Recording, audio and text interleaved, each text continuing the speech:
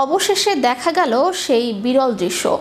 চাঁদ উঠেছিল ঠিক কাবা শরীফের উপর। শুক্রবার ভোরে ক্ষীয়মান গিব্বাস চাঁদ পবিত্র কাবা শরীফের ঠিক উপরে চলে আসে, যেটিকে এক অসাধারণ মহাজাগতিক দৃশ্য হিসেবে অভিহিত করেছেন বিজ্ঞানীরা। বিস্তারিত থাকছে ডেস্ক রিপোর্টে।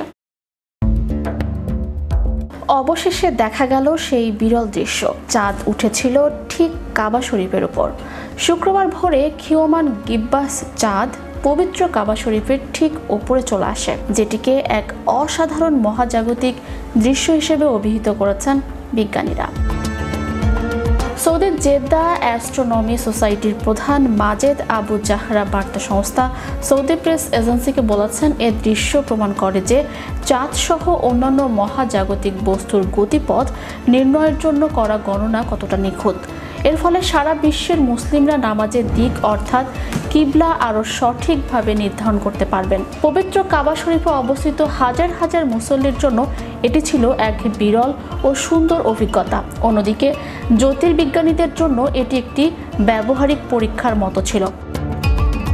তারা এর মাধ্যমে গাণিতিক মডেলের ভবিষ্যৎবাণীর সঙ্গে সরাসরি পর্যবেক্ষণের তুলনা করে দেখেছেন এবং বিভিন্ন কোণ ও উচ্চতা বিশ্লেষণ করে তাদের গণনা কতটা সঠিক তা যাচাই করার সুযোগ পেয়েছেন। আবু জাহরা আরও জানান, শুক্রবার সন্ধ্যায় চাঁদ সপ্তর্ষি মণ্ডল বা সেভেন সিস্টার্স নামে পরিচিত নক্ষত্রপুঞ্জের সামনে দিয়ে যাবে। তখন এটি এক এক করে কিছু নক্ষত্রকে কিছু সময়ের জন্য ঢেকে দেবে। এই চমৎকার দৃশ্যটি সৌদি আরব সহ আরব বিশ্বের অনেক জায়গা থেকে দেখা যাবে বলেও উল্লেখ করেন তিনি। ঐতিহাসিকভাবে সূর্য, চাঁদ ও নক্ষত্রের অবস্থান দেখে নামাজের সময় ও কিবলা নির্ধারণের মতো বিষয়গুলো মুসলিম জ্যোতির্বিদ্যায় সবসময় গুরুত্বপূর্ণ ছিল।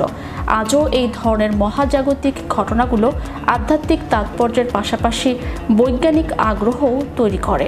পবিত্র কাবা শরীফ বিশ্বের মুসলমানদের সম্মেলনস্থল, ঐক্যের প্রতীক, ভালোবাসার স্পন্দন। স্মরণাতীত কাল থেকে মুসলমানদের সবচেয়ে বড় সমাবেশ হয় এই কাবাকে ঘিরে। পবিত্র কাবা অফুরন্ত কল্যাণ ও বরকতের আধার।